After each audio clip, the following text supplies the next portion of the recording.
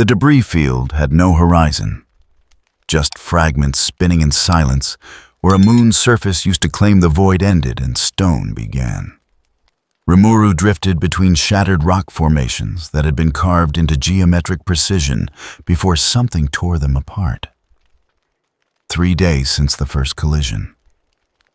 3 days since walking through the gateway that sealed behind him. 3 days watched by instruments he could feel but not locate, tracked by a tension that refused to announce itself. The silent moon hung ahead through the wreckage. Dead. Wrong. Its surface showed patterns that suggested cities before whatever civilization built them decided coherence was optional. Great Sage's analysis overlaid his perception like frost forming on glass. Surveillance detected. Multiple observation vectors. Classification inquisitorial, auspex array. Ritual scrying human optical tracking. Estimated watchers 47 discrete sources. Probability of escape from monitoring zone 12%. He kept moving, not toward the moon, not away from the hive. Just forward through the only space left that hadn't been categorized as crime scene or evidence. The filtration was subtle. Every sensor reading passed through interpretation before reaching Imperial analysts. Every action analyzed for patterns that confirmed conclusions already written. Great Sage had mapped the methodology over 72 hours of continuous observation. The Imperium wasn't gathering data. They were building cases. Rimuru's presence in the debris field became proof of coordination with the moon entity. His restraint became evidence of sophisticated threat assessment. His attempts to avoid contact were cataloged as strategic withdrawal, indicating long-term planning. The logic was perfect, circular, unfalsifiable. He had tried signaling peaceful intent through body language that didn't threaten, through positioning that suggested defensive posture rather than offensive preparation, through simple stillness that communicated he posed no immediate danger. Each gesture was recorded, filed, added to documentation that proved he understood Imperial doctrine well enough to manipulate it. Great Sage displayed the conclusion in text he didn't need. Translated. Subject demonstrates tactical awareness inconsistent with claimed ignorance. Coordination between anomalies confirmed through parallel behavioral patterns. The surveillance had layers. Mechanical sensors tracking energy signatures. Ritual observers watching through methods that bent physics into service of paranoia. Human analysts reviewing footage and finding connections that existed only in the space between unrelated events. And somewhere below it all, something else. A presence that felt like mathematics learning to want. The thing from Harrow Deep Subhive still active, still weaving perception into shapes that served purposes he hadn't fully mapped. Rimuru shifted trajectory, slightly testing whether the monitoring network would adjust. It did, smoothly, professionally. Whoever coordinated the surveillance understood orbital mechanics and psychological warfare in equal measure. He could break it. Probably. Speed that rendered tracking meaningless. Abilities that functioned beyond Imperial sensor parameters. But breaking surveillance meant confirming every suspicion they'd carefully cultivated. Meant proving he was exactly the threat they needed him to be. So he drifted. Watched. Let them record his refusal to attack, knowing they'd interpret restraint as evidence of deeper malice. The numbers accumulated. Hours monitored. Movements catalogued, probability assessments refined. Somewhere in the Pax Veritatis' strategium, Inquisitor Val was watching those numbers transform uncertainty into conviction, watching correlation become causation through the alchemy of documentation that required no proof beyond its own existence. Great Sage's voice carried no emotion. Just analysis compressed into certainty, unable to establish non-hostile classification under current observation parameters. All behavioral options result in threat escalation. Recommendation withdrawal from monitored space impossible. Alternative strategies exhausted. Rimuru had stopped returning to the Sanctuary of Ash 60 hours ago. Not because he wanted to abandon the refugees, because returning meant leading the Imperium directly to them. Because his protection had become the thing that justified their execution. The calculation was simple, brutal, precise. Stay away, and they might survive as acceptable casualties of a contained incident. Return, and they became evidence of collaboration requiring immediate purging. Great Sage displayed the logic without commentary. Protective presence increases target priority classification by 400%. Absence reduces civilian casualties by estimated 73% over 14-day projection. So he stayed in the debris field, alone, tracked by forces that interpreted his isolation as tactical positioning, his silence as operational security, his stillness as patience that confirmed sophistication. The irony tasted like metal. Every choice designed to reduce harm was filed as proof of malicious intent. Every attempt to communicate peaceful purpose became evidence of deception. The more careful he became, the more dangerous they declared him. He was being written into a narrative that had no space for innocence, only threat levels, containment protocols, ash warrants waiting for final signatures. A priority transmission pulsed through Imperial channels. Great Sage intercepted it, automatically translated the encrypted military traffic into words that confirmed what 3 days of observation had already suggested. Subject maintaining position in debris field. No hostile action detected. Assessment threat. Sophistication requires immediate response escalation. Recommend deployment of specialized containment assets. Authorization requested for extreme measures.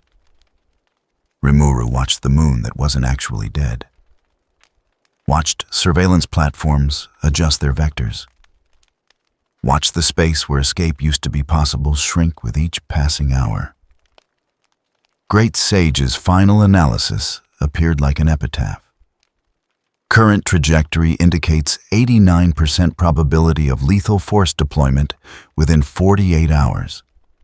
No identified counter-strategy that does not confirm hostile classification.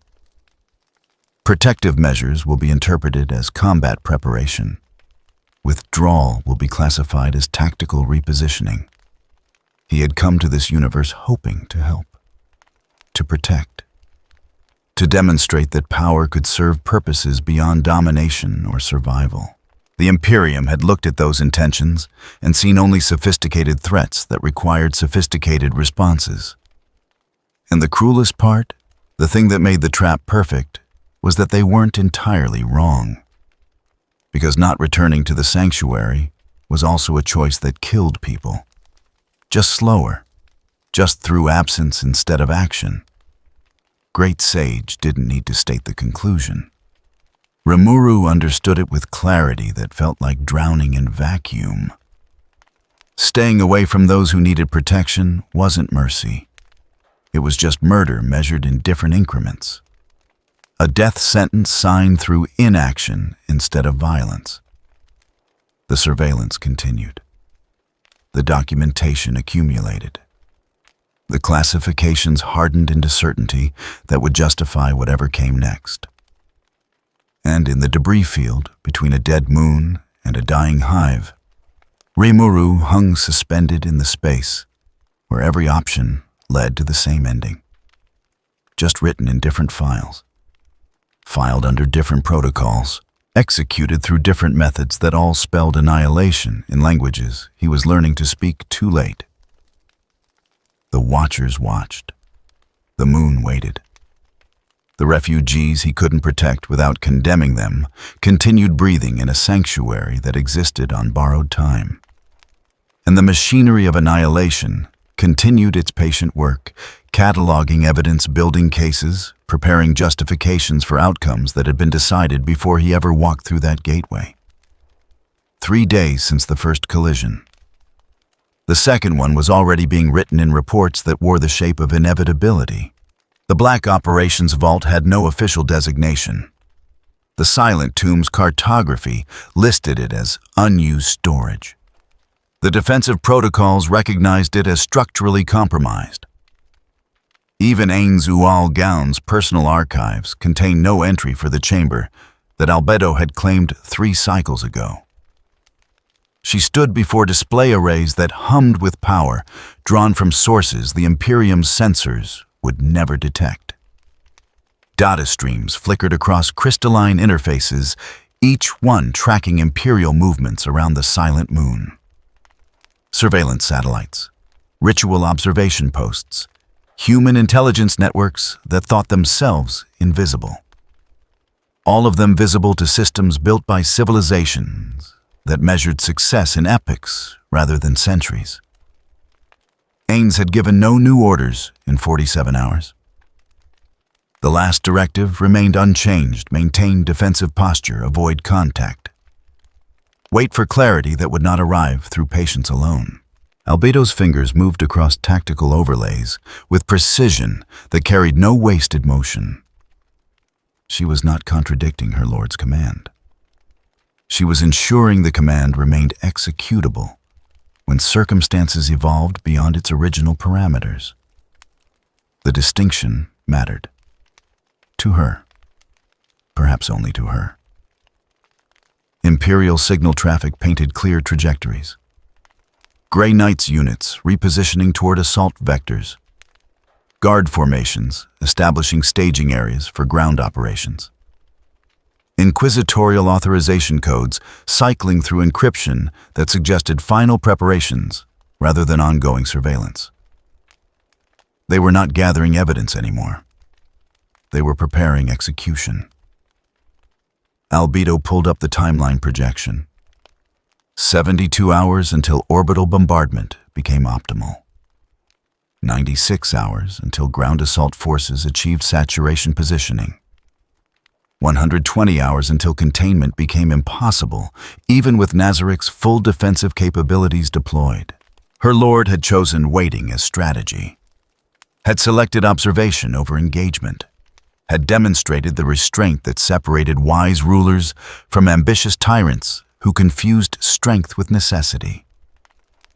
But waiting was a decision that depended on opponents who shared the same temporal framework, who measured threat assessment in data rather than doctrine, who required proof before judgment. The Imperium required none of these things. Albedo initiated the first protocol without ceremony. Undead sleeper units that had been positioned in the debris field's outer regions activated beginning movements that would draw Imperial attention away from the Silent Tomb's actual location. Not aggressive deployment, just presence sufficient to fragment observation assets across wider operational zones. The second protocol required more precision. Imperial data networks contained references to the Silent Moon entity, descriptions compiled from sensor readings and witness testimonies, analysis suggesting coordination capability, threat classification. Those files would develop inconsistencies, small ones, sensor timestamps that didn't align, witness statements containing details that contradicted later observations, analysis conclusions that referenced data points which subsequent review would fail to locate. Not enough to invalidate the entire threat assessment. Just enough to introduce uncertainty into documentation that currently possessed dangerous clarity. She worked through the implementation with focus that permitted no distraction. Each alteration was minimal, surgical.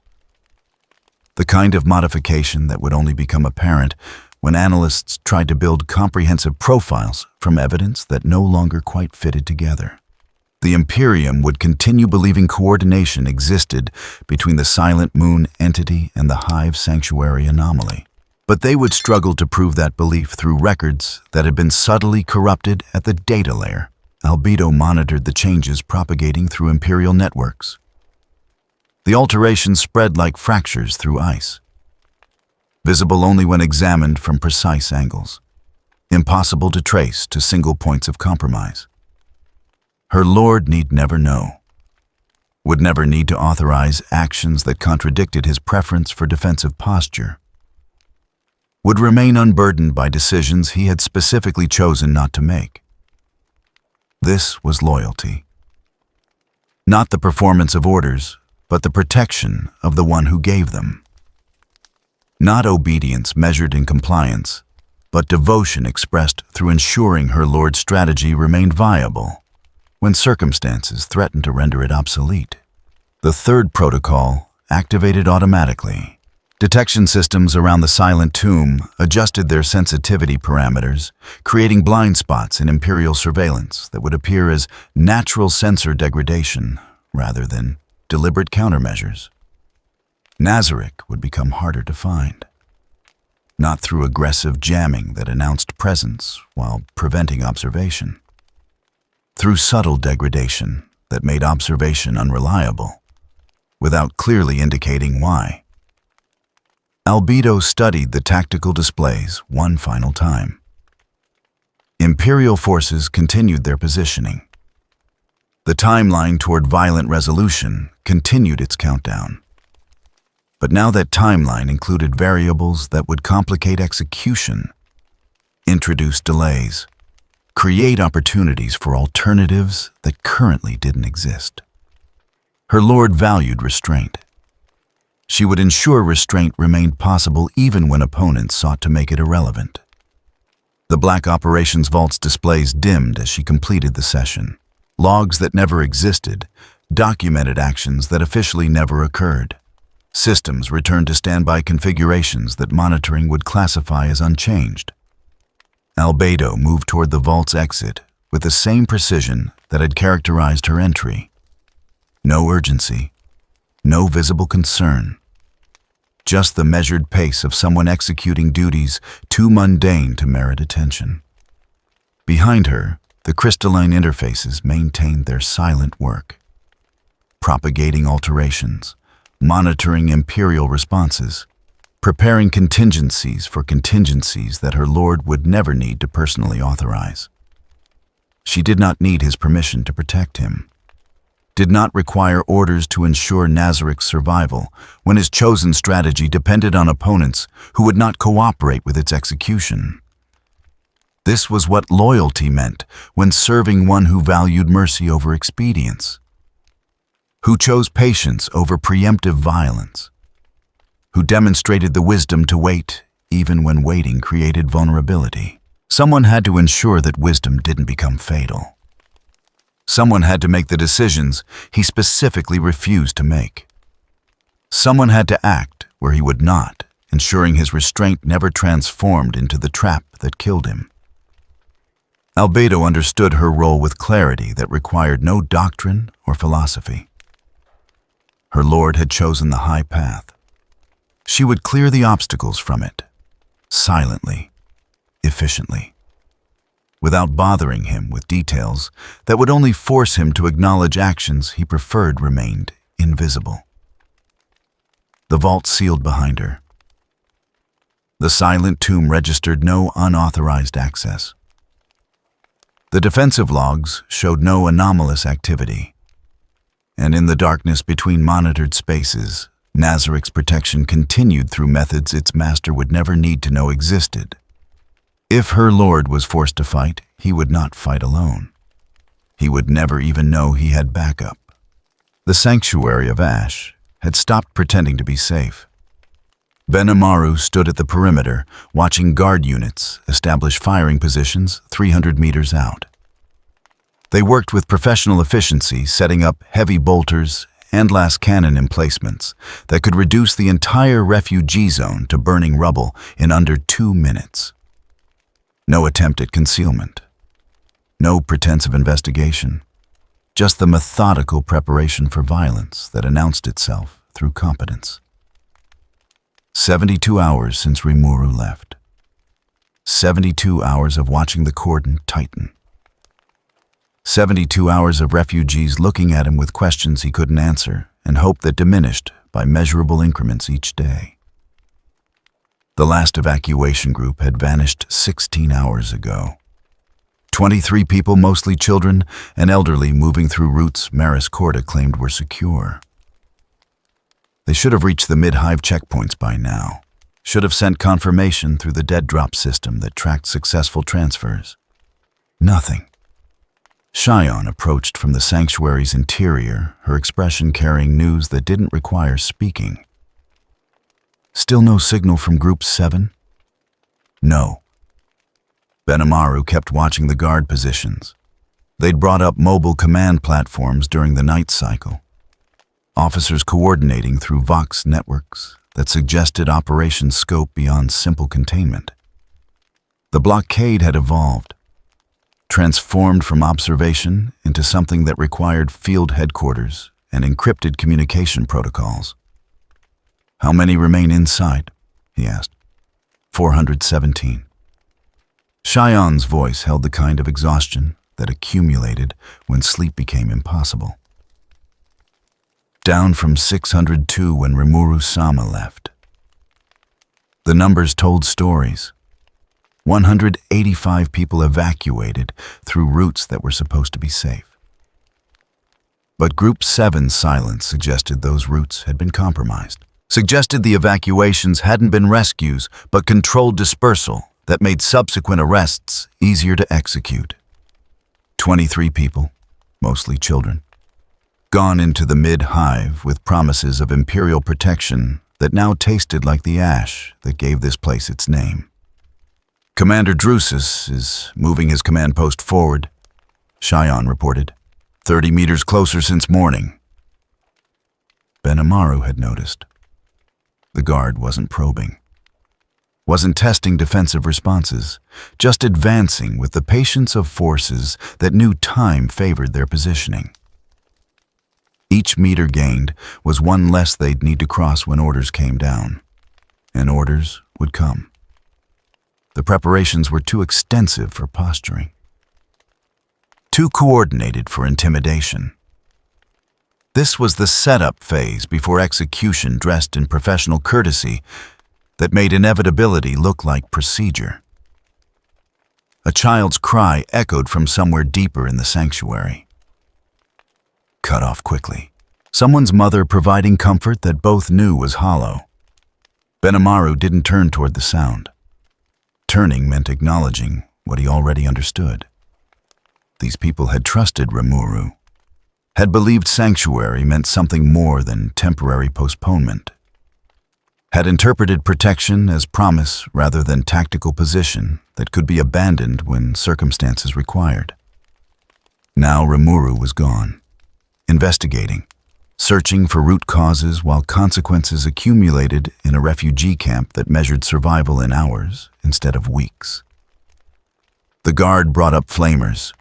Cheyenne continued. 3 units, positioned at coordinates that would provide overlapping fire coverage. Promethium. The Imperium's preferred solution for cleansing zones classified as contaminated beyond recovery. Efficient, thorough. Left minimal evidence requiring documentation. Just ash and heat signatures that sanitized records could explain as unfortunate but necessary measures. Benimaru ran probability assessments that Great Sage had taught him to recognize. Evacuation routes compromised. Guard positions optimized for assault. Flamer deployment suggesting purge protocols rather than arrest operations. Timeline toward violence shrinking with each passing hour. Rimuru's orders had been explicit. Hold the perimeter. Do not escalate. Protect the civilians through defensive posture that demonstrated restraint. Prove through inaction that threats existed only in Imperial imagination. The strategy depended on opponents who valued evidence, who required proof before judgment, who measured threat through observation rather than assumption. Commander Drusus wasn't observing anymore. He was preparing execution based on threat assessments that had already been finalized in reports written before investigation began. Benimaru-sama. Shion's voice carried the question she wouldn't speak aloud. The one that asked what happened when restraint became suicide. When following orders meant watching 417 people burn because defending them would confirm suspicions that defense was needed against. He didn't answer. Answering meant choosing between loyalty and conscience, between following Rimuru's strategy and acknowledging that strategy only worked when both sides operated under shared frameworks. The Guard didn't share Rimuru's framework, didn't value restraint as evidence of peaceful intent. Interpreted defensive positioning as proof of guilt sophisticated enough to hide behind apparent compliance. More movement at the cordon. Officers gathering near the command platform. Encrypted Vox traffic spiking in ways that suggested authorization codes cycling through chain of command. The kind of communication that preceded operation execution rather than continued surveillance. Benimaru calculated timelines, estimated response windows, mapped firing solutions that would neutralize Guard heavy weapons before they could achieve saturation fire. Planned evacuation routes through sectors the cordon hadn't fully sealed. Preparations he was making without authorization. Contingencies Rimuru never ordered, created. Planning for scenarios that existed only if he decided orders no longer applied to circumstances that had evolved beyond their original parameters. A refugee approached the perimeter. Old man unarmed hands visible. Moving slowly. Wanting to speak with Guard officers who refused acknowledgement. Wanting to explain they meant no harm. That they were just people seeking shelter from underhive dangers. The warning shot took him in the leg. Not lethal. Precise. The kind of shooting that demonstrated capability while establishing boundaries. The old man collapsed. Crawled back towards sanctuary lines, blood marking his retreat. No one moved to help him cross the final meters. Help meant exposure to firing solutions already locked. Meant providing justification for the violence Guard units were waiting for authorization to deploy. The old man made it inside on his own. Collapsed just past the threshold. Refugees pulled him deeper into the sanctuary while Benimaru watched Guard positions and counted the seconds until the next escalation. Shion's hand moved toward her weapon. Stopped. Training overriding impulse because they both understood what retaliation would trigger. One response, one defensive action, one demonstration that they possessed capability to threaten Imperial forces. That's all the authorization codes needed. One incident that transformed theoretical threat into documented aggression requiring immediate suppression. Hold position, Benimaru said. Voice flat. Empty, the words tasting like cowardice. They shot an unarmed civilian. I know. Rimuru-sama isn't here. Benimaru cut her off, and won't be back in time, won't be back. The silence that followed contained understanding they'd both been avoiding. Rimuru had left to investigate, to find sources, to pursue larger strategic objectives that addressed root causes rather than immediate symptoms. Noble. Necessary. Tactically sound from perspectives that measured success across operational timelines longer than the Guard's assault countdown. But the refugees didn't have operational timelines. They had hours. Maybe less. And Rimuru's strategy depended on buying time that the Imperium had decided not to sell. Benimaru began composing the target list mentally. Guard officers first. Command and control infrastructure, heavy weapons emplacements, Vox relay stations, the systematic dismantling of assault capability that would create evacuation windows measured in minutes instead of seconds. He hadn't received orders to prepare such lists, hadn't been authorized to identify Imperial forces as acceptable casualties, was actively violating the restraint doctrine Rimuru considered essential to avoiding escalation. But restraint had requirements, needed time to demonstrate results, required opponents who interpreted inaction as peaceful intent rather than tactical positioning. The Guard had interpreted, had concluded, had moved past assessment into execution planning that acknowledged defensive posture while classifying it as sophisticated threat management rather than evidence of non-hostile status. Another group gathered at the command platform. More authorization codes, more encrypted Vox traffic, more preparation that announced violence through professional competence rather than explicit declaration. Benimaru looked back toward the sanctuary's interior. 417 people. Trusting protection that was becoming empty promise with each passing hour. Believing restraint would save them when restraint was just slower method of achieving same ending. Cheyenne waited, watching him, understanding the calculations running behind expression that showed nothing. Orders said, hold position, demonstrate restraint, prove peaceful intent through inaction that made defense unnecessary. Reality said the Guard would assault regardless, would classify restraint as evidence rather than proof, would execute purge protocols that transformed strategy into mass grave. Somewhere between orders and reality, Benimaru made choice he wouldn't articulate yet. Prepared contingencies he hadn't been authorized to create. Drew lines that existed only in target assessments and firing solutions that waited for triggering events. Mercy Rimuru had said wasn't weakness, was strength that chose restraint when destruction was easier. Benimaru understood mercy, valued it, had followed it through 3 days of watching cordon tighten and preparation escalate. But mercy had limits, required time it no longer possessed, depended on hope that Guard units had already classified as irrelevant to purge authorization that was coming, whether they fought back or not. The difference was just how many Imperial casualties would accompany 417 refugee deaths, and whether following orders mattered more than ensuring those deaths came expensive. The ritual was not chaos worship. It was mathematics, pretending to be faith. Albedo stood in void space near the Grey Knight's approach vectors, observing preparations that announced themselves through precision rather than spectacle. 6 vessels, 12 squads. Deployment protocols that followed patterns refined across 10,000 years of fighting corruption that required fire to cleanse. They were not coming to investigate. They were coming to execute. The ritual display before her showed energies building around the silent moon, not warp signatures.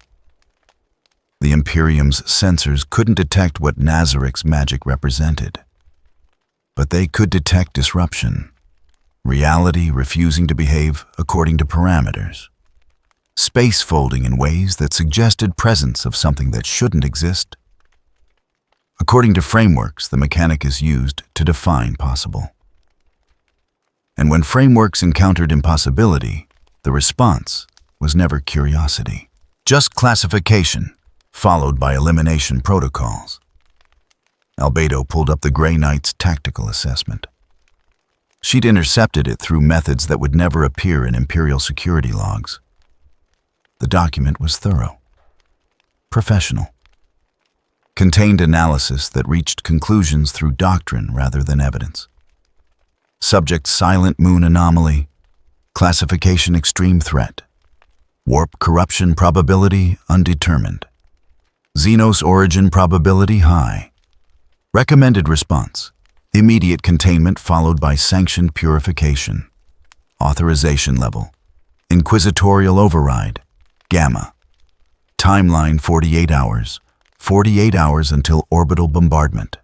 Until specialized weapons designed to crack fortress worlds were deployed against location that had committed no aggression except existing in ways Imperial sensors couldn't properly categorize.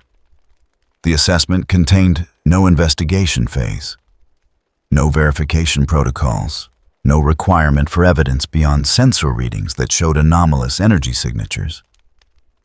Just timeline toward purification that assumed guilt required no proof beyond presence. Albedo had observed Imperium long enough to understand the pattern.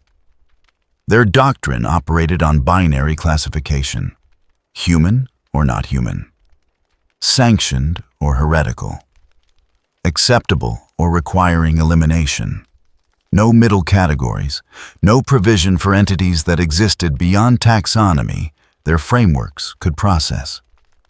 Nazarick registered as anomaly. Anomalies that couldn't be explained were threats. Threats were eliminated. The logic was perfect in its simplicity, fatal in its application to circumstances that required nuance rather than doctrine. The Grey Knight's vessels adjusted course. Minor correction. Optimizing approach vectors for deployment that would position squads around Silent Moon's major structural points. Not assault formation, containment pattern. The kind of positioning that prevented escape rather than enabling attack. They were preparing cage before announcing presence. Ensuring target couldn't withdraw when violence became kinetic. Professional, thorough, demonstrating competence that made inevitability look like tactical excellence. Albedo activated monitoring systems that Imperial sensors would never detect. Watched energy buildups that indicated weapons charging. Power signatures consistent with sanctified ammunition, designed to penetrate defensive barriers that normal ordnance couldn't breach. They expected resistance. Had equipped for fortress assault, the ammunition load suggested extended engagement against fortified position defended by forces that would require specialized weapons to suppress. The Imperium wasn't coming to talk, wasn't coming to verify threat assessment, was coming with tools designed for one purpose. Breaking defenses sufficient to require breaking, which meant they'd already decided Nazarick was defended. Had concluded defensive capability proved hostile intent. Had classified preparation as evidence of guilt that justified preparation designed to overcome it. Circular logic that created self-fulfilling prophecy. Nazarick had fortified because Imperial surveillance suggested threat. Imperial forces brought fortress-breaking weapons because Nazarick was fortified. Each side's defensive preparation was interpreted by the other as offensive positioning requiring escalated response. And somewhere in the cycle investigation had been replaced by acceleration toward outcome both sides were trying to prevent.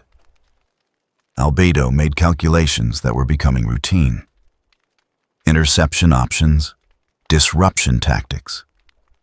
Methods of degrading Grey Knight's approach vectors without direct confrontation that would confirm hostile classification. She could scatter their formation, force extended timeline, create complications that required Imperial command to reassess deployment parameters. But reassessment wasn't investigation. Would just produce refined approach that accounted for complications. The Imperium didn't abandon operations because targets demonstrated capability. They upgraded authorization levels and deployed heavier assets. Resistance proved threat. Complications proved sophistication.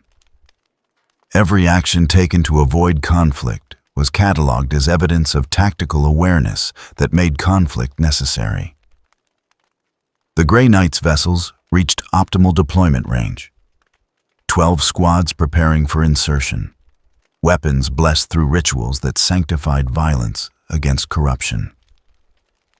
Warriors trained to fight enemies that required faith as much as force to defeat. And they were being deployed against tomb that had committed no aggression, demonstrated no corruption, shown no hostile intent beyond existing in ways their sensors couldn't properly classify. Albedo watched the timeline count down. 47 hours remaining. Then bombardment authorization would process through channels that measured urgency and procedure rather than evidence. Her lord had chosen containment, had selected defensive posture that avoided provocation, had demonstrated wisdom that valued restraint over preemptive violence. But restraint only worked when opponents valued it, when both sides agreed that avoiding conflict mattered more than eliminating uncertainty. The Imperium didn't agree, didn't value restraint as evidence of peaceful intent, interpreted defensive positioning as sophisticated threat that required sophisticated response. Containment wasn't doctrine. It was delay before elimination. Investigation wasn't protocol. It was gathering documentation that justified predetermined outcome. The 48-hour timeline wasn't assessment period. It was courtesy warning that execution had been authorized and would proceed regardless of evidence gathered during interval. Albedo initiated secondary protocols, not the ones from previous intervention, deeper measures, the kind that couldn't be hidden through subtle data corruption, actions that would announce themselves through effects that Imperial sensors would detect and classify as confirmation of hostile intent. But classification no longer mattered. The Imperium had already classified, had already authorized, had already deployed forces that would execute regardless of Nazarik's response. The only variable remaining was whether execution would cost the Imperium casualties sufficient to make next deployment think twice before assuming containment was feasible. Her lord need never know. Would continue believing defensive posture was viable strategy. Would remain unburdened by knowledge that opponents had already decided defense proved guilt. Someone had to ensure his restraint didn't transform into grave marker for civilization that valued survival over principles. Someone had to act where wisdom became liability. Someone had to make certain that if Nazarik was forced to fight, it would not fight fair.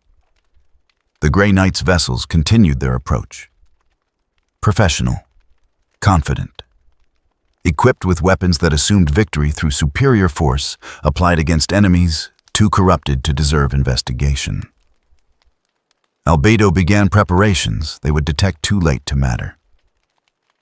If containment was lie, then she would teach the Imperium what truth looked like when defensive posture stopped being polite suggestion.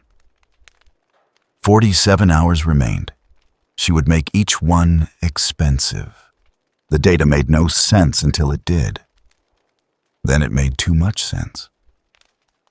Interrogator Lyra Morn stood before the Pax Veritatis' central hololith, watching patterns emerge from information that should have remained scattered. 3 days of surveillance had produced 17 discrete observations.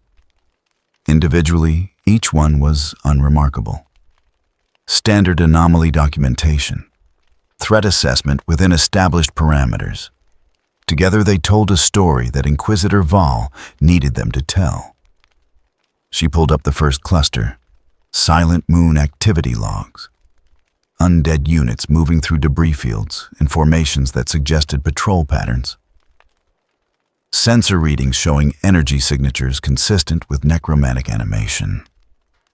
Analysis concluded organized military presence indicating command structure. The second cluster painted different picture. Sanctuary of Ash movement reports. Blue entity subordinates establishing perimeter security. Civilian evacuation attempts through routes that avoided Imperial observation. Conclusion: coordinated defensive preparation indicating strategic planning.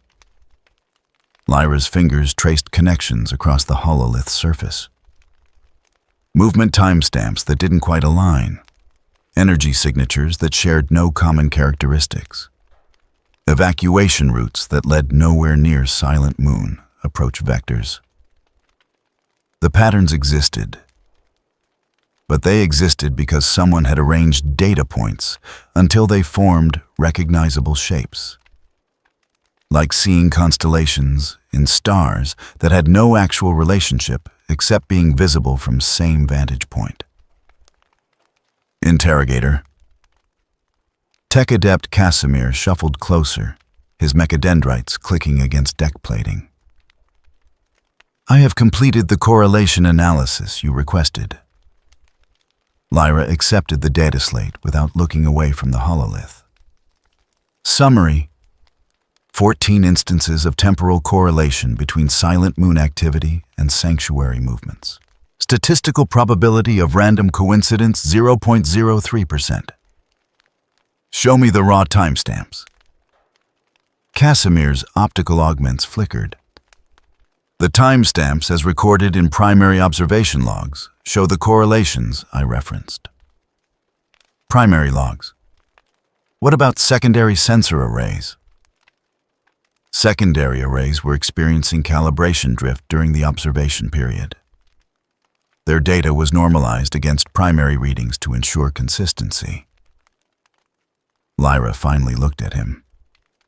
Normalized how? Standard protocols. When sensors disagree, priority is given to readings that align with established threat assessments.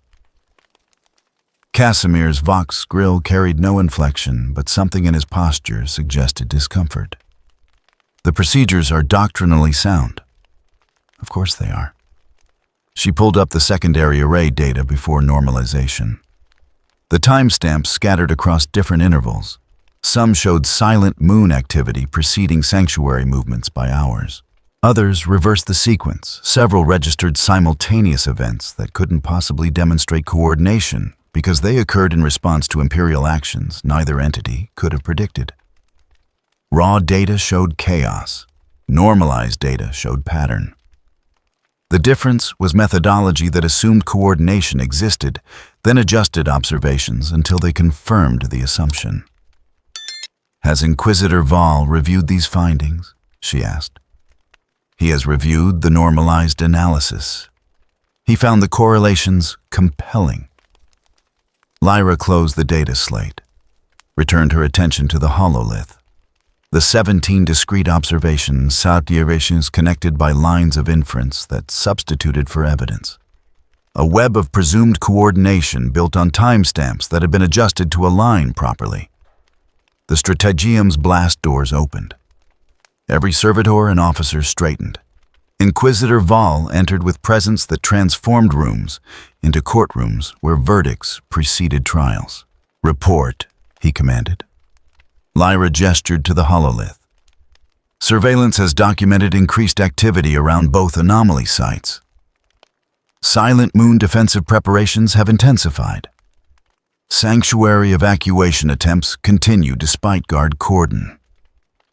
Confirmation of coordinated resistance. The data shows correlation between both entities demonstrating tactical awareness of Imperial containment efforts. Val moved to the hololith, studying the display with satisfaction that suggested confirmation rather than discovery. They are responding to our positioning, adapting their strategies in parallel.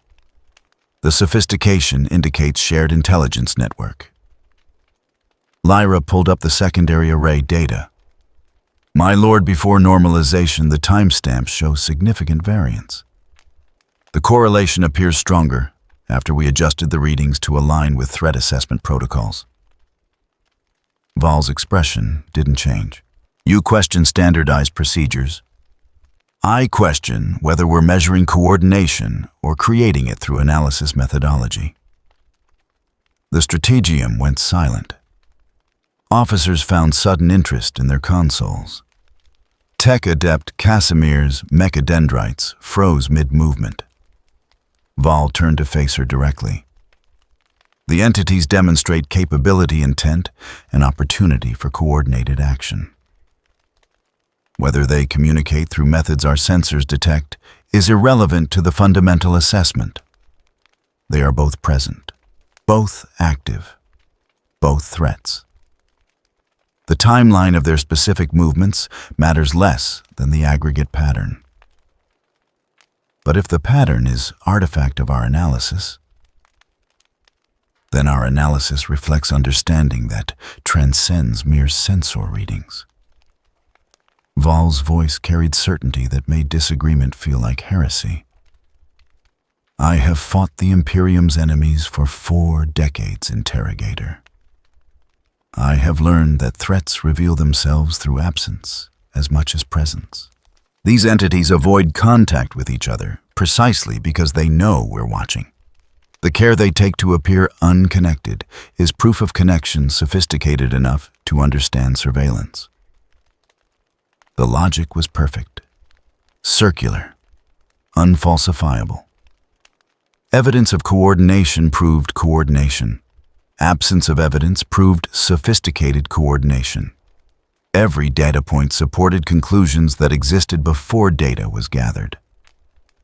Lyra had seen this before, had watched Val build cases against targets he'd already decided were guilty, had witnessed threat assessments that reached predetermined conclusions through selection of evidence that confirmed rather than tested hypothesis.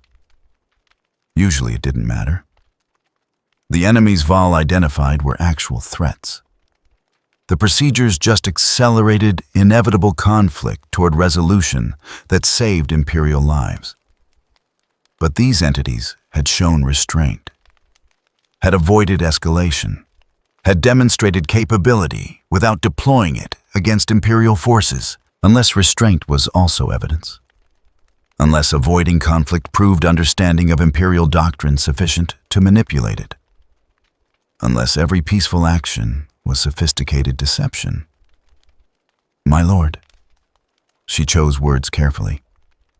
If we execute based on correlation that may be analytical artifact rather than actual coordination, then we eliminate 2 threats instead of 1. Val cut her off. In the calculus of Imperial survival, false positives are acceptable. False negatives are fatal. He activated the tactical overlay. Guard positions around Sanctuary. Grey Knight's deployment vectors toward Silent Moon. Orbital bombardment solutions locked and verified. Both operations proceed simultaneously, Val stated. I want the entities to understand they face coordinated Imperial response. Their cooperation will be met with cooperation.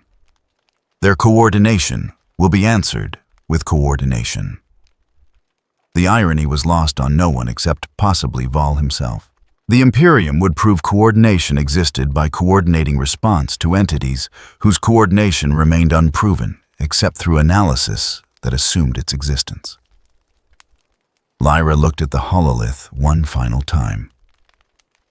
17 observations, normalized timestamps, correlation coefficients that reach statistical significance through methodology designed to find patterns regardless of whether patterns existed.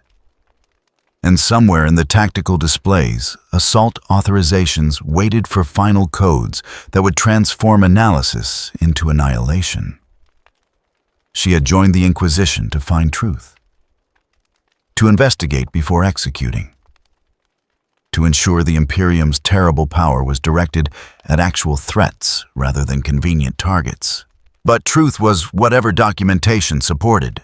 Investigation was gathering evidence that confirmed initial assessment. Threats were identified through doctrine that made questioning methodology equivalent to questioning faith. Execute both operations on my mark, Val commanded. Simultaneous assault. Maximum pressure. I want these entities to understand that Imperial justice is absolute. The codes transmitted. Authorization verified. Assault timelines initiated. Lyra watched preparations accelerate toward violence that would be classified as response to coordination that existed primarily in reports written to justify the violence they were now authorizing. The ash warrant lay on Val's desk, signed, dated, waiting only for post-operation filing that would document necessity through outcomes rather than evidence. She had spent 3 days documenting observations, analyzing patterns, building case that would survive scrutiny because scrutiny itself was methodology that found what it was designed to find. And now 417 refugees would burn. A fortified moon would be bombarded. 2 entities would be eliminated or contained. All because correlation had been normalized into causation, because absence proved sophistication, because restraint was evidence of threat awareness rather than peaceful intent. The data had made no sense until methodology transformed chaos into pattern. Now it made perfect sense, which was exactly the problem. The execution came at dawn. Not of the refugees, of protocol. Benimaru stood in the evacuation tunnels beneath the sanctuary of ash, watching 37 people huddle in darkness that smelled of rust and fear. Children pressed against parents who couldn't promise safety. Elderly who'd survived decades in the underhive now facing odds that experience said were terminal. Above them, 3 levels up, guard units maintained their cordon. Professional, patient, waiting for authorization that was coming through channels that measured urgency and paperwork rather than lives. Cheyenne crouched beside him, checking the tunnel route one final time. The old mining shaft connects to subsector 73. If we move now before the guard completes their perimeter extension, we can get them through. And then what? Benimaru kept his voice low. Calm. The kind of calm that came from decisions already made. Group 7 used routes Maris claimed were secure. They're gone. We don't know that. We know they haven't signaled. We know the guard brought up another company last night. We know the mid-hive checkpoints are reporting increased arrest activity for contamination screening. Shion's jaw tightened. So we abandon them. No. Benimaru looked at the refugees, counted faces he'd been watching for 72 hours, memorized features that would haunt whatever came after this moment ended. We get them out. But we do it knowing extraction isn't rescue. Just different method of the same conclusion. A child started crying, soft, quickly muffled. The sound carried weight that combat never achieved. Battle was clean, direct. Victory or defeat measured in outcomes that could be quantified. This was watching people trust protection that couldn't be delivered. Believing sanctuary meant permanence when it had only ever meant postponement. Rimuru-sama wouldn't... Cheyenne began. Benimaru cut her off with look that made the rest unnecessary. They both knew what Rimuru would do. Would try diplomatic contact. Would demonstrate peaceful intent through restraint that accumulated evidence against him. Would believe the Imperium valued truth enough to investigate rather than simply execute. Noble. Idealistic. Tactically sound from perspectives that measured conflict across frameworks both sides agreed to respect. But the guard didn't agree. Didn't share frameworks. Didn't interpret restraint as evidence of anything except sophisticated threat assessment. Above them, something heavy moved across the sanctuary floor. Footsteps. Many. The kind of formation density that suggested sweep operations rather than continued observation. Benimaru activated the Vox bead in his ear. Coded channel. Encrypted frequency that guard jammers hadn't identified yet. Report. They're coming in. The scout's voice carried tension that came from watching inevitability become kinetic. Not assault formation, arrest teams, looking for specific individuals. Who? Anyone who had contact with the blue entity, anyone who accepted his protection. Anyone who... The transmission cut to static. Cheyenne was already moving, positioning herself between the refugees and the tunnel entrance. Her hand rested on her weapon without drawing it.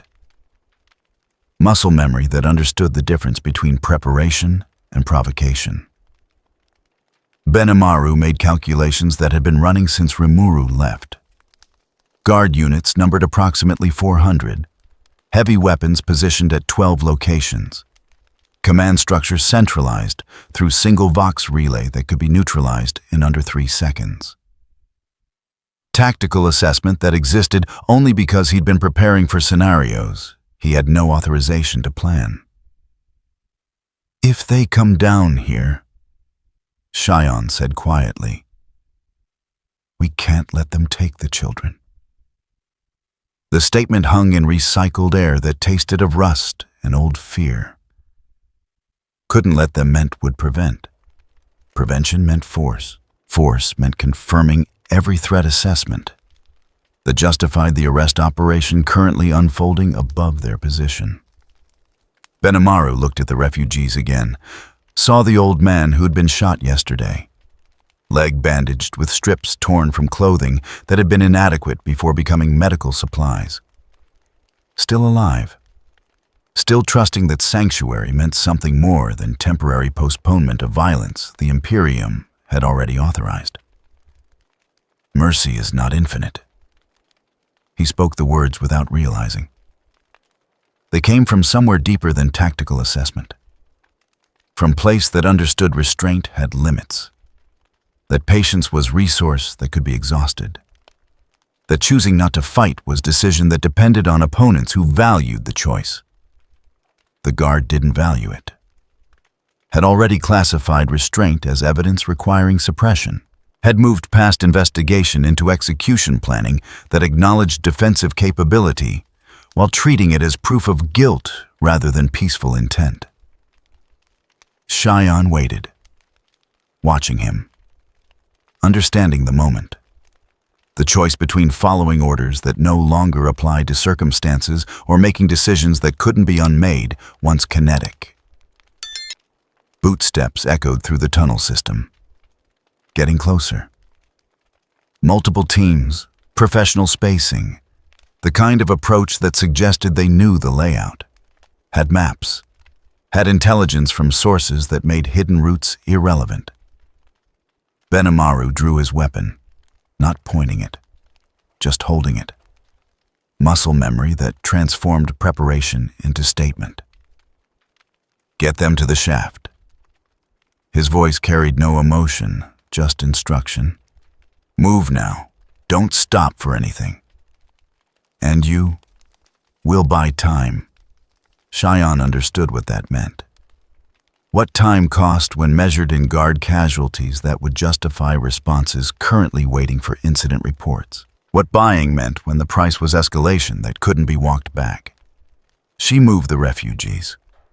Quickly, quietly, herding them toward the mining shaft, while Benimaru positioned himself where the tunnel narrowed, where single defender could hold against numerical superiority for minutes that refugees would measure in survival versus capture.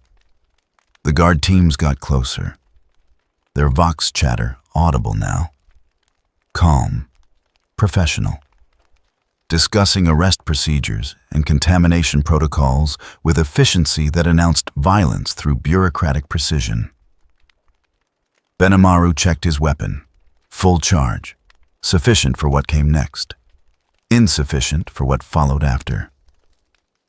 He'd been holding the line for 72 hours, demonstrating restraint, Rimuru valued, proving peaceful intent through inaction that the Imperium classified as sophisticated threat management.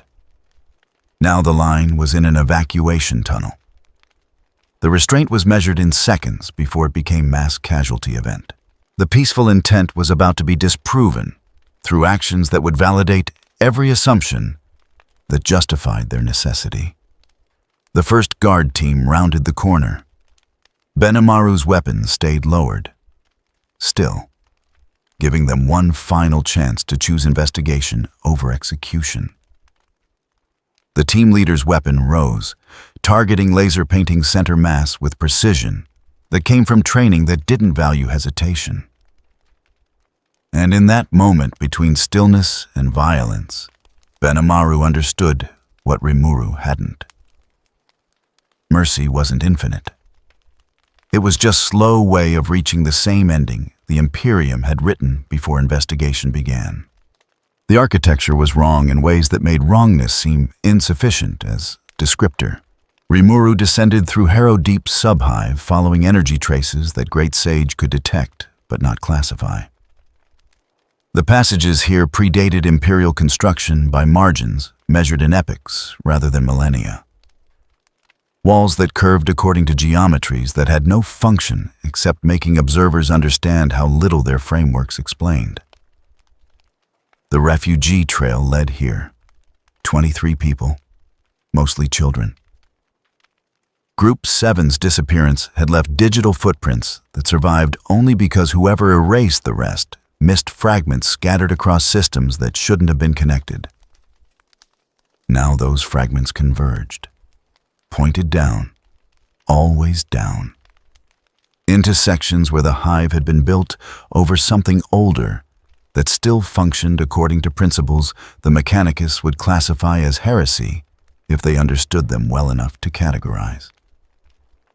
Great Sage's analysis overlay flickered, environmental readings unstable, spatial metrics displaying recursive errors. Caution advised.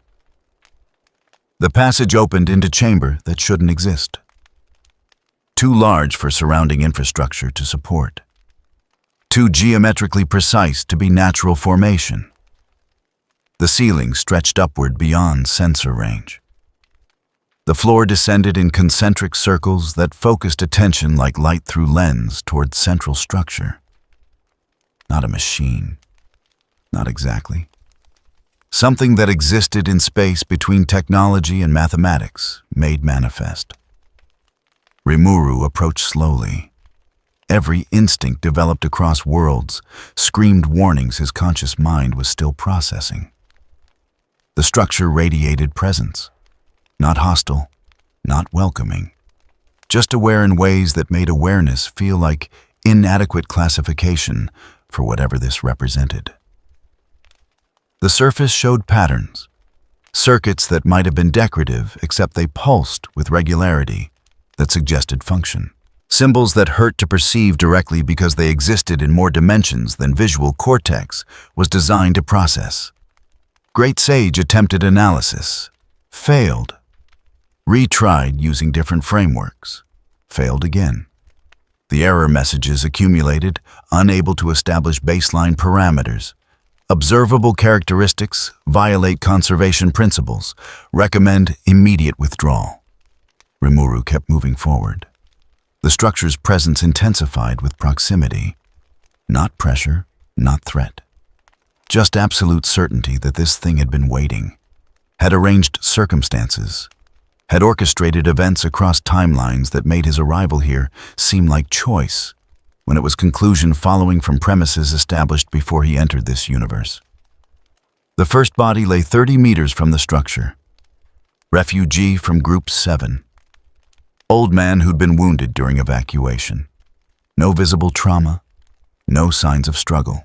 Just stillness of meat that had stopped housing whatever made it more than organic machinery. Great Sage's scan showed nothing. All systems had simply ceased functioning simultaneously, with no physiological trigger. Like someone had reached into the body's operational parameters and changed fundamental values that determined whether biological processes continued or terminated. Rimuru found the others arranged in patterns around the central structure. Not scattered, positioned. 23 bodies in geometric formation that suggested purpose rather than random collapse. Each one had stopped the same way. Simultaneous system failure across all biological functions. Not killed. Switched off. The structure pulsed. Not light, not sound. Something that bypassed sensory processing and communicated directly through frameworks consciousness used to construct reality from raw perception. Understanding arrived without words, without translation, just knowledge that manifested like memory of things he'd never experienced. This was logic precept engine, sometimes called null lattice by civilizations that discovered it before it discovered them. Ancient technology from species that had solved problem of existence by making existence subordinate to properly structured logic. It operated through manipulation of causal frameworks. Didn't change what happened, changed the rules determining what could happen. Rewrote fundamental principles governing how reality processed events into outcomes. The engine didn't create false evidence. It created conditions where evidence manifested according to patterns that served designated purposes. Didn't manipulate perceptions. Manipulated the frameworks perception used to construct meaning from observation. Rimuru stood before the structure understanding. This thing had orchestrated everything. The murders attributed to undead. The evidence linking silent moon activity to sanctuary movements. The timing that made correlation appear as coordination. Not through conspiracy. Through careful adjustment of parameters governing how events were interpreted by observers whose frameworks assumed causality worked in ways this technology could rewrite. Great Sage displayed analysis that finally achieved coherence. Device operates at metalogical level. Does not alter facts.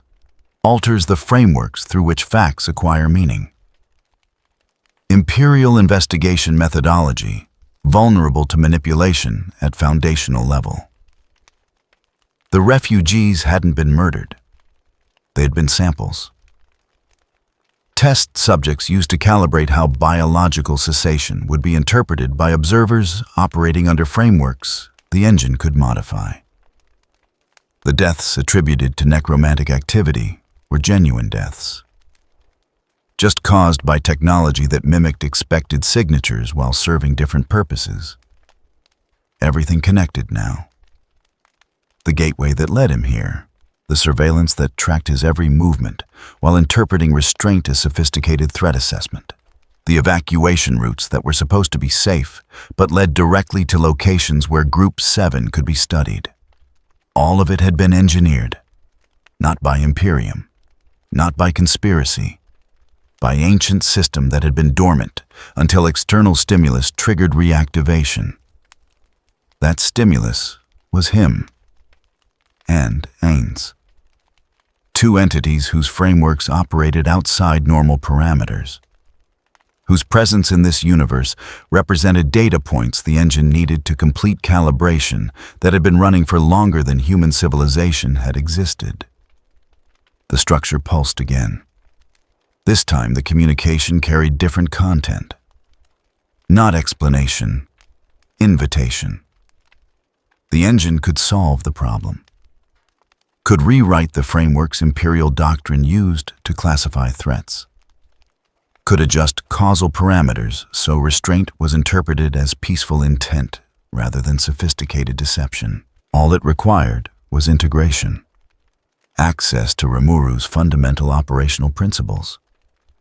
Permission to study how consciousness structured itself outside local reality's normal parameters.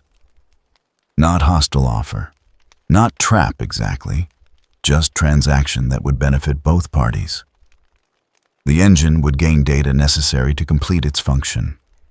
Rimuru would gain tool that could prevent the annihilation Imperial assault protocols were finalizing. Great Sage's warning arrived without emotional content. Integration would require exposing core operational frameworks to external analysis and potential modification. Risk assessment extreme. Probability of maintaining autonomous function. Post-integration declining toward uncertainty. Rimuru looked at the 23 bodies, looked at the structure that had killed them to study how death could be attributed according to frameworks that served its purposes. Understood that this thing had orchestrated refugee disappearances not through cruelty, but through pure function. It needed data. Humans provided data. The distinction between subject and sample was framework dependent. From the engine's perspective, there was no difference. Just biological systems that could be studied, then terminated when analysis was complete. This was the thing that had been orchestrating everything. The hidden variable that made correlation appear as coordination. The force that had manipulated Imperial threat assessment from foundational level while remaining invisible to investigation, focused on surface patterns. And it was offering solution. Tool that could rewrite how the Imperium interpreted his presence.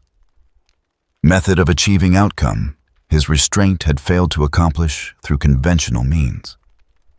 The price was just allowing something older than civilizations to study his consciousness, to understand how frameworks could be structured outside local reality's parameters, to potentially modify fundamental aspects of what made him who he was.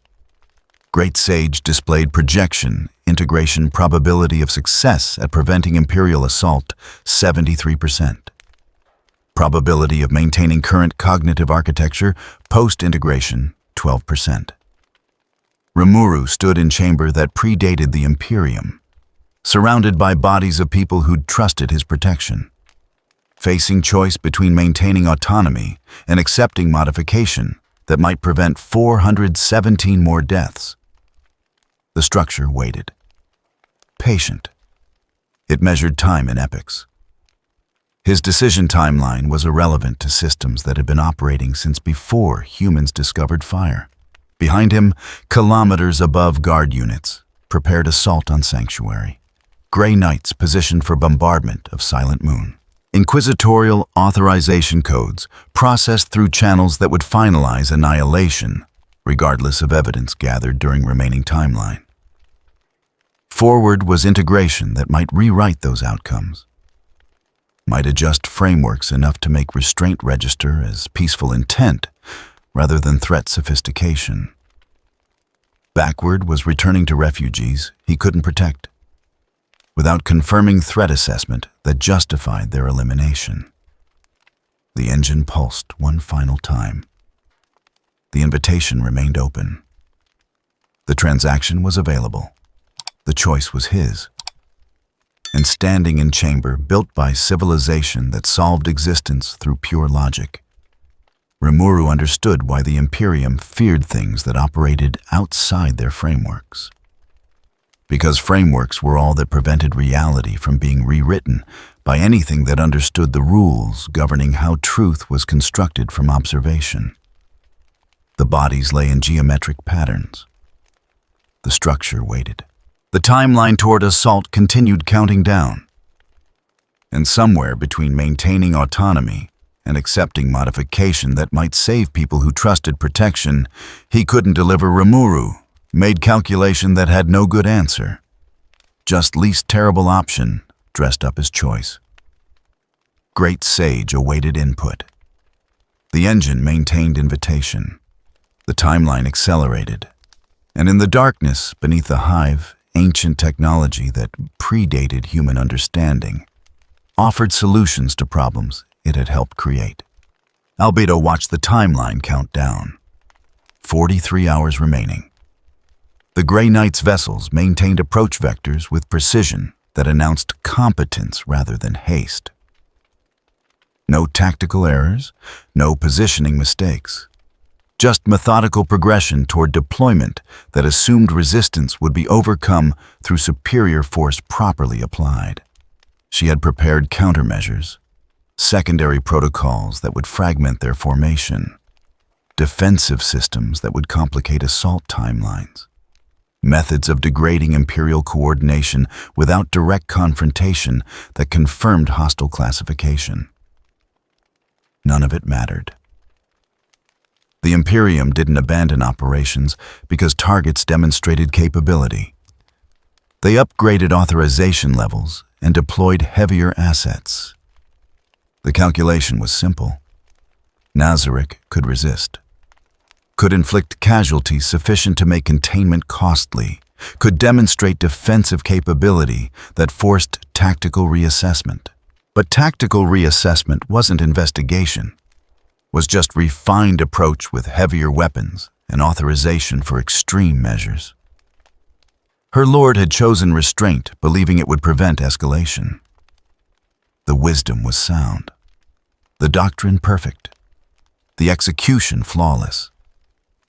The opponents simply didn't cooperate with strategy that required them to value restraint as evidence of peaceful intent.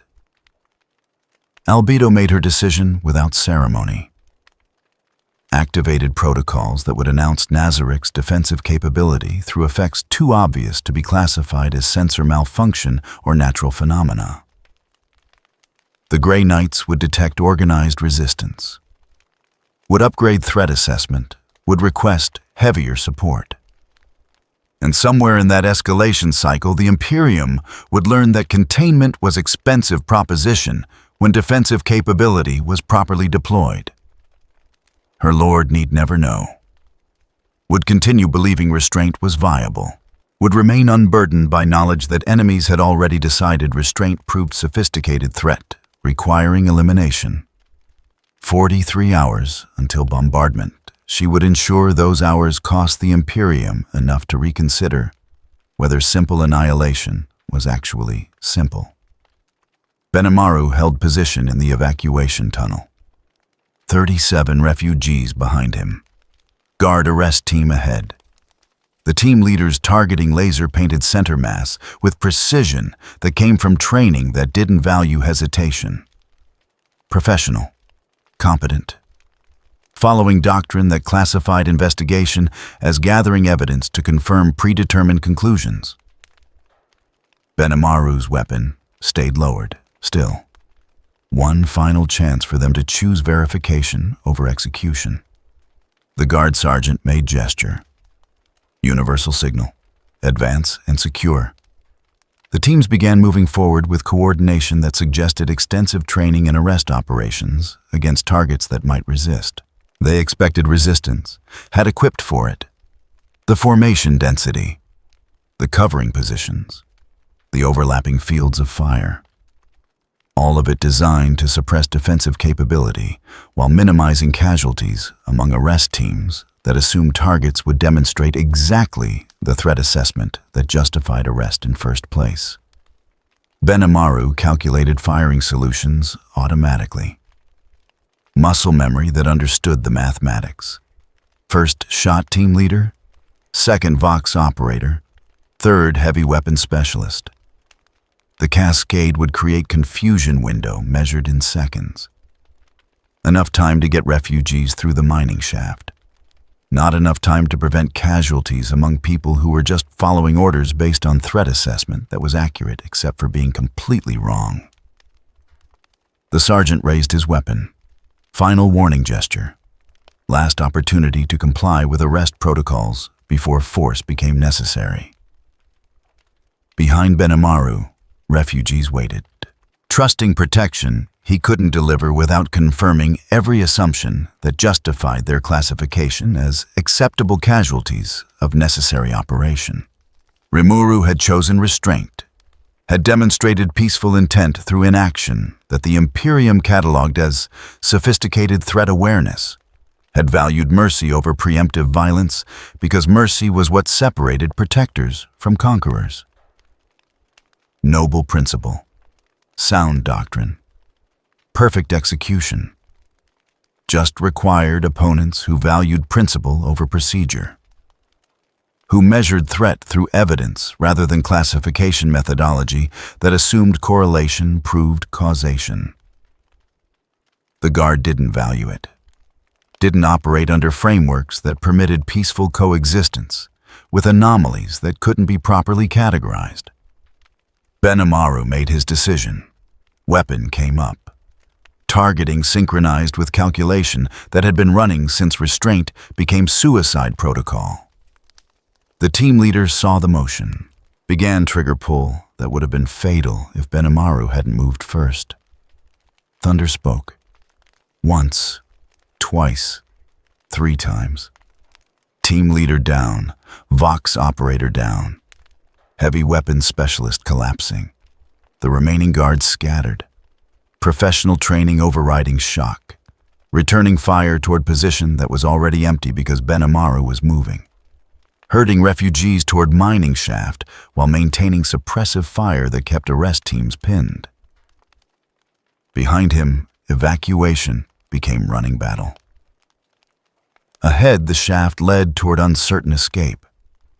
Around him, the sound of doctrine colliding with reality that refused to cooperate with predetermined outcomes. He had crossed the line, had violated restraint protocol, had confirmed threat assessment through actions that proved sophisticated tactical awareness justified elimination measures. Everything Rimuru tried to prevent through careful non-engagement. Benimaru triggered it through necessity that made careful irrelevant. The refugees moved. The guard pursued. The tunnel system became tactical environment where defensive capability was being demonstrated through methods that would be documented as proof of coordination requiring immediate suppression. Somewhere above, reports were being filed. Incident classified. Authorization codes cycling through channels that would upgrade response parameters.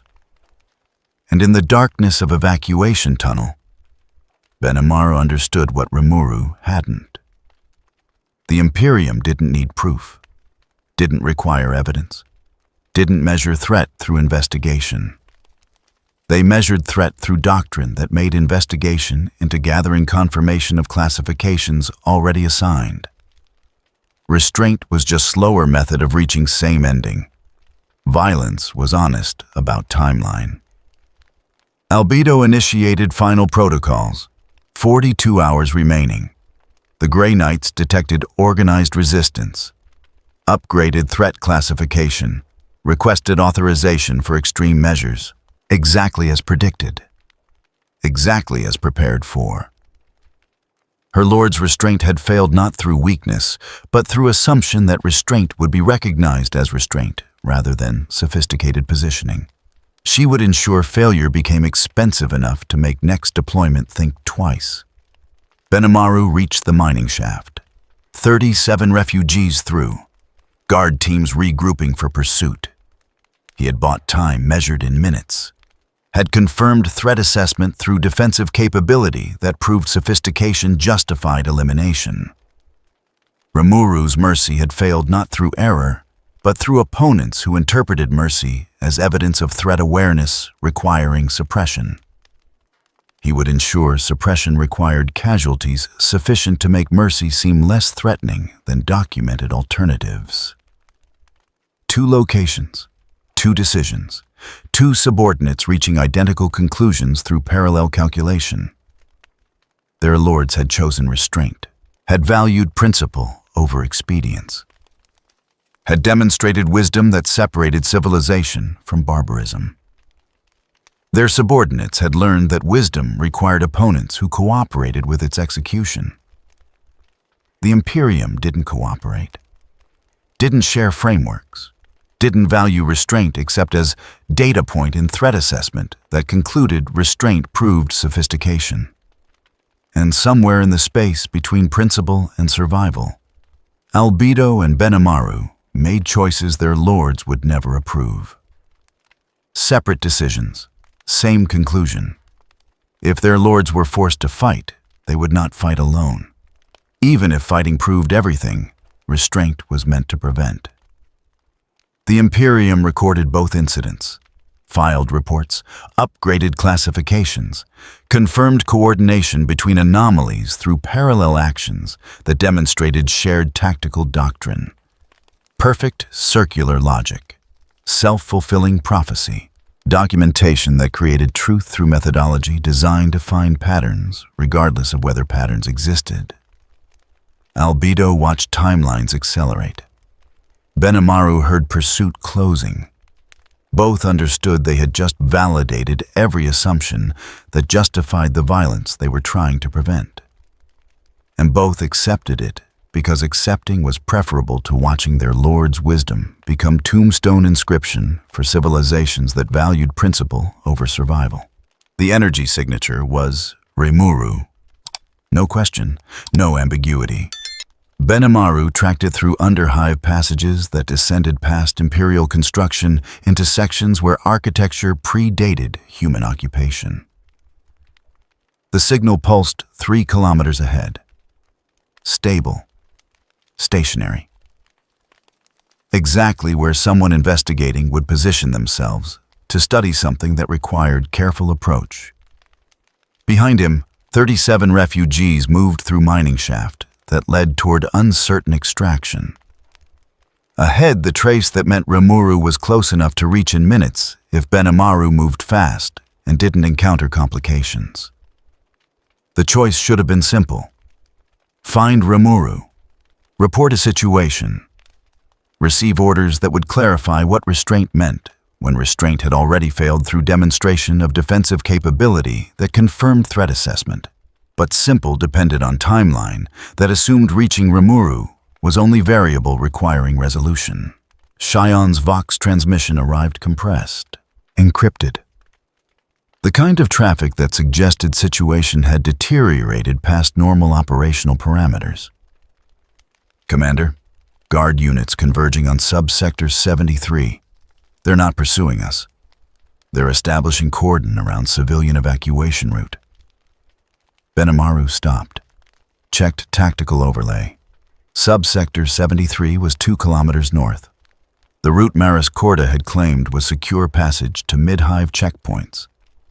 The path where Group 7 had disappeared and 80 additional refugees had been sent before Benimaru realized evacuation wasn't rescue. How many civilians? Estimated 120, maybe more. They're trapped between guard positions and collapsed infrastructure. No alternate routes available. Rimuru's signal pulsed steady. 3 kilometers south. Reachable in 8 minutes if Benimaru moved immediately. The civilians were 2 kilometers north. Surrounded by guard units that had stopped pursuing armed combatants in favor of establishing containment around unarmed refugees whose only crime was accepting protection from entity classified as sophisticated threat. Time until guard executes containment, Benimaru asked. Unknown. They're not advancing. Just holding perimeter while something is being prepared. Flamers are positioning for optimal coverage. Flamers. Prometheum weapons designed for area denial and cleansing operations where precision wasn't valued over thoroughness.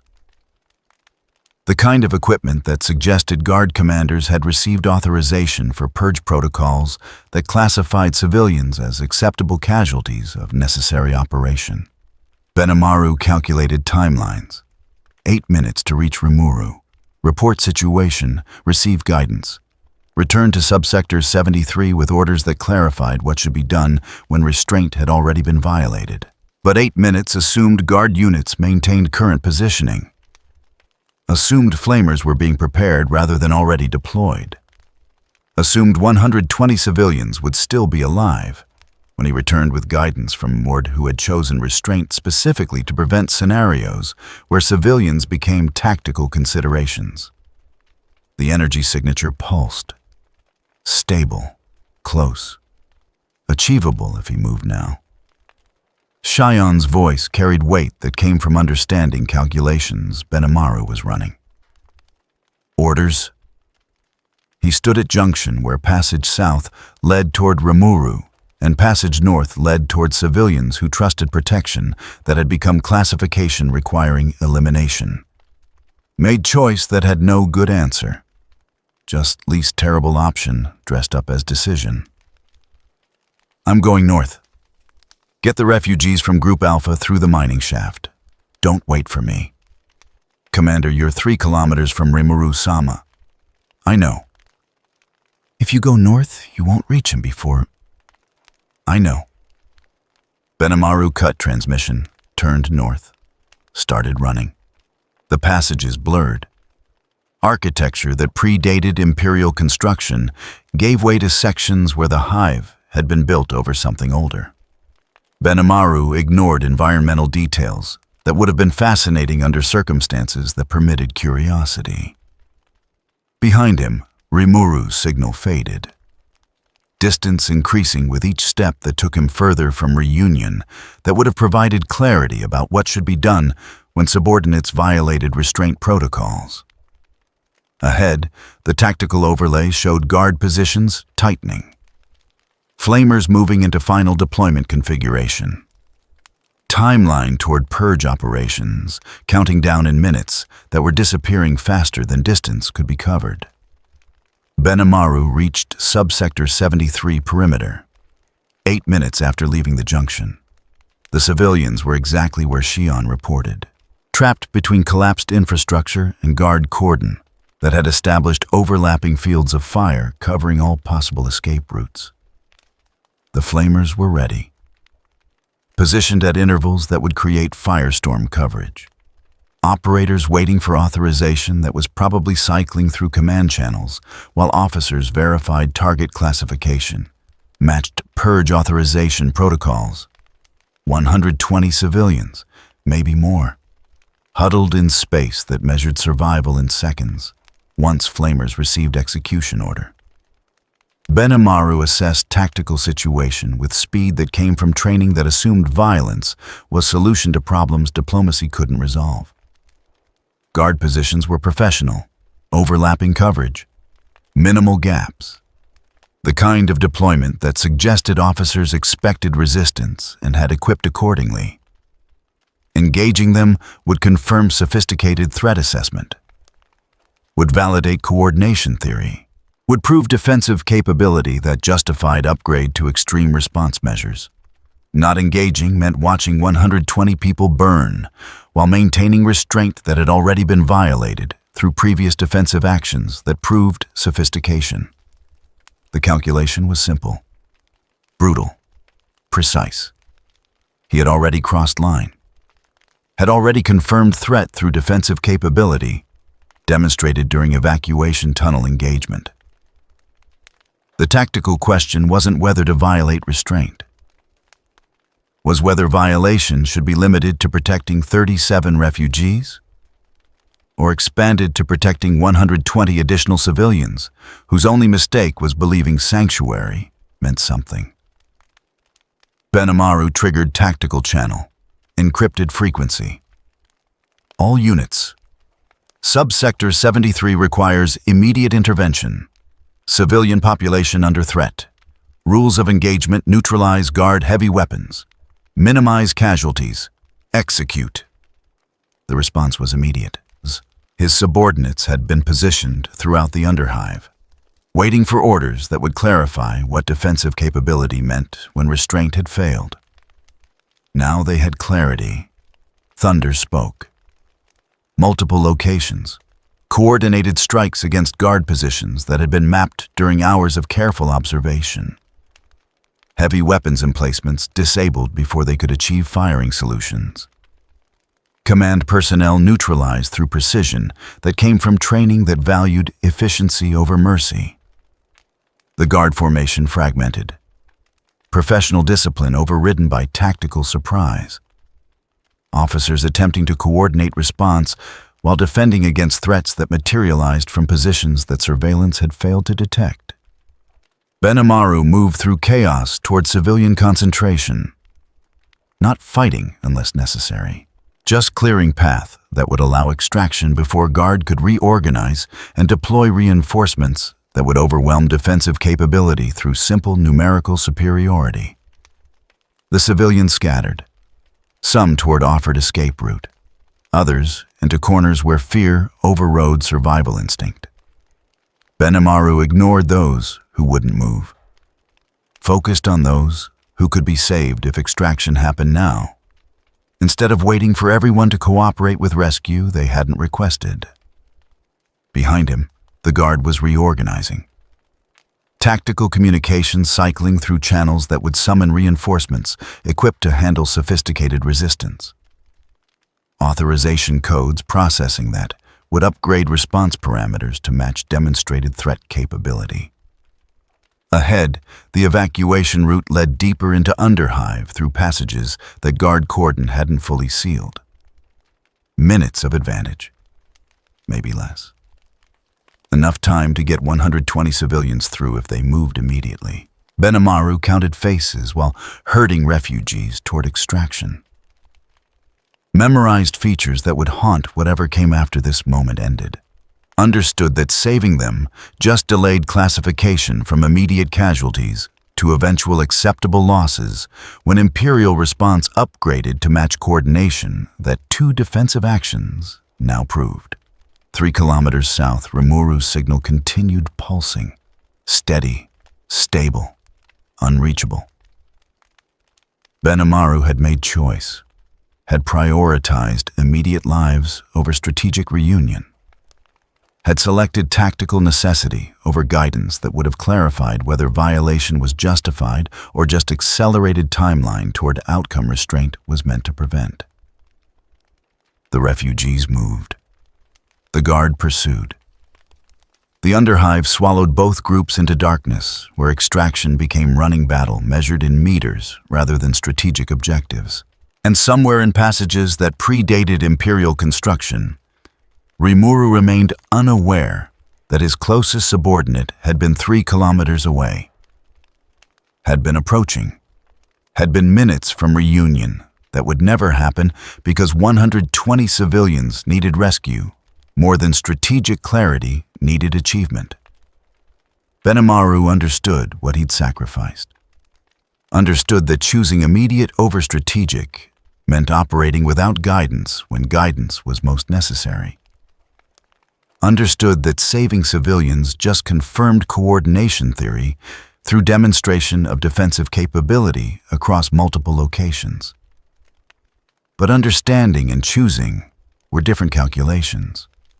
And standing at junction, where one path led to Rimuru and other led to burning civilians, there was only one choice that let him face whatever came next, without wondering if restraint had just been excuse for cowardice dressed up as wisdom.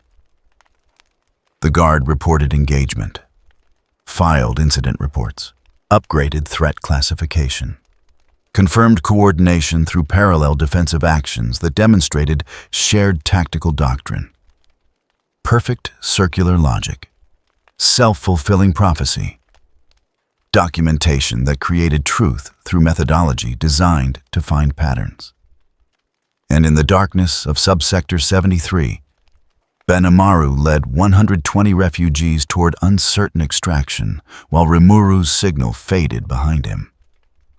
Almost found, almost reunited, almost received the guidance that would have clarified everything. Just chose saving lives over strategic clarity. The price would be calculated later. The reports arrived in sequence. Chronological, efficient, each one documenting escalation that had been inevitable once parameters were established. Ainz Ooal reviewed them from location that existed in space between surveillance vectors, not hidden through stealth, just positioned where observation focused elsewhere, because methodology assumed threats announced themselves through presence rather than careful absence. Report 1 Albedo had activated defensive protocols, loud ones, the kind that would register on Imperial sensors as organized resistance requiring upgraded response. Timestamp indicated action taken 47 hours before Grey Knight's bombardment authorization would finalize. Report 2.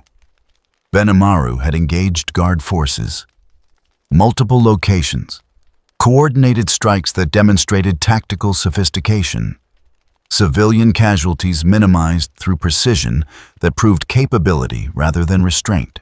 Imperial documentation already classifying actions as evidence of shared command structure. Report 3. Rimuru remained stationary in Harrow Deep Subhive. Energy signature stable for 6 hours. Location corresponded to pre-Imperial architecture that databases flagged as potential Xenos contamination requiring investigation that would never be prioritized over current threat assessment. Ainz processed the information without emotional response. The suppression of feelings was automatic, helpful, prevented panic that would have been justified by situation that had deteriorated past containment through simple defensive posture. His subordinates had acted, had violated restraint he'd valued specifically because restraint was what separated wise rulers from ambitious tyrants. had demonstrated capability that confirmed Imperial threat assessment through actions designed to prevent capability from being tested. The logic was perfect, circular, self-fulfilling. Albedo protected him by proving he needed protection. Benimaru saved civilians by confirming coordination justified their classification as acceptable casualties. Both acted from loyalty that made strategic doctrine irrelevant when doctrine required cooperation from opponents who didn't share frameworks. Ainz had spent 12 days observing, calculating, waiting for clarity that would emerge from patience and careful analysis.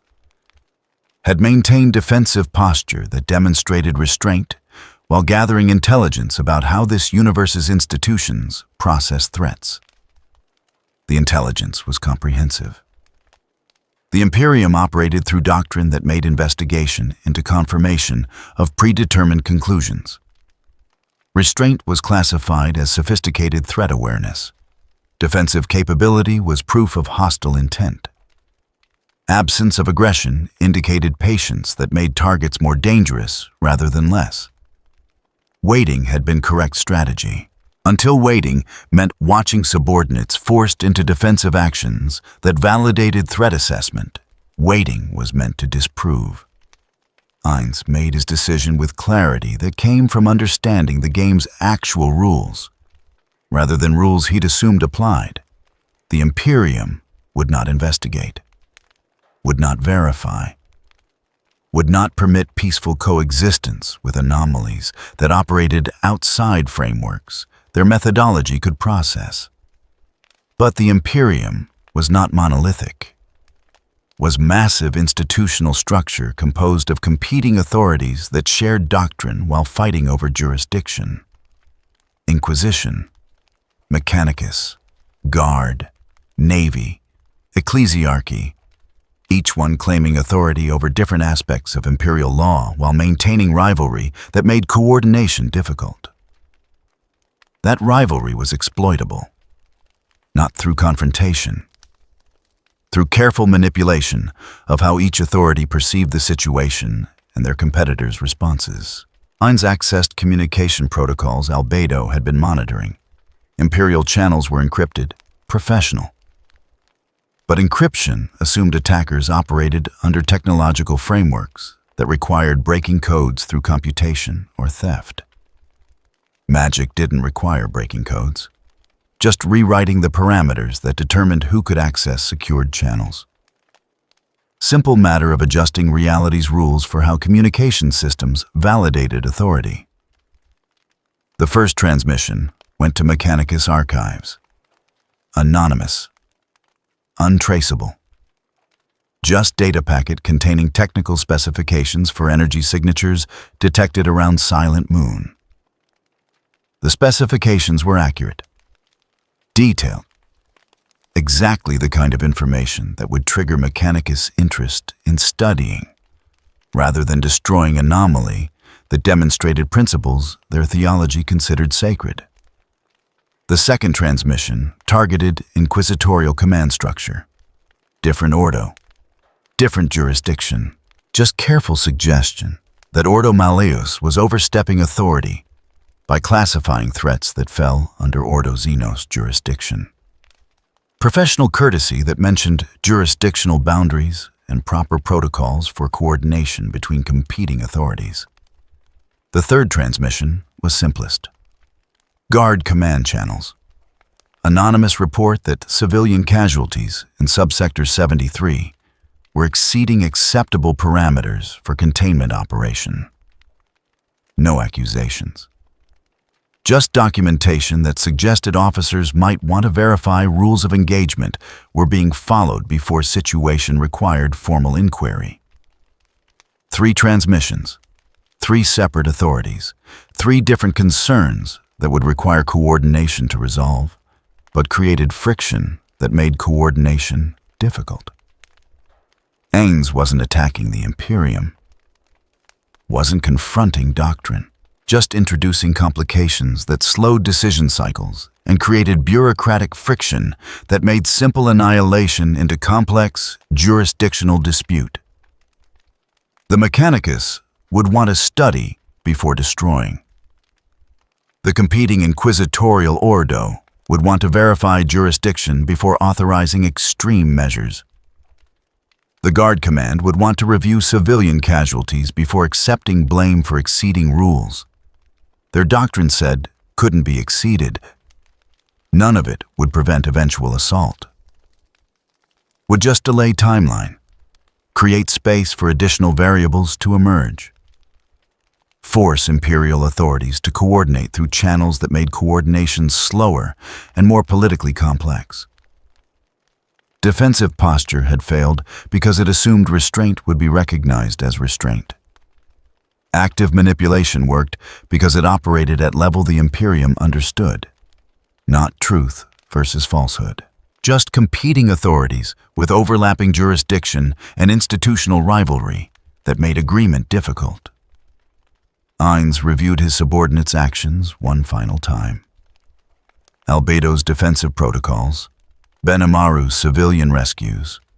Both had violated restraint by demonstrating capability that proved threat assessment. He would not countermand their decisions, would not reprimand actions taken from loyalty, when loyalty was what made subordinates valuable. Would simply ensure their violations bought time, rather than just confirming Imperial conclusions. The transmissions propagated through Imperial networks. Anonymous, professional. Exactly the kind of internal communication that happened constantly in institutional structure as vast as the Imperium. Each one creating small complication, minor delay, bureaucratic friction that accumulated into timeline extension measured in days rather than hours. Not victory, not safety. Just operational space, purchased through understanding that institutions were vulnerable to their own complexity when complexity was exploited correctly. Ainz remained in position between surveillance vectors, not hiding. Just existing in spaces where observation focused elsewhere. The silent moon continued its presence. The underhive maintained its chaos. The Imperium processed complications that would require coordination before simple annihilation could proceed. And somewhere in the machinery of institutional process, 3 transmissions created friction that slowed timelines and introduced variables that made predetermined outcomes slightly less predetermined.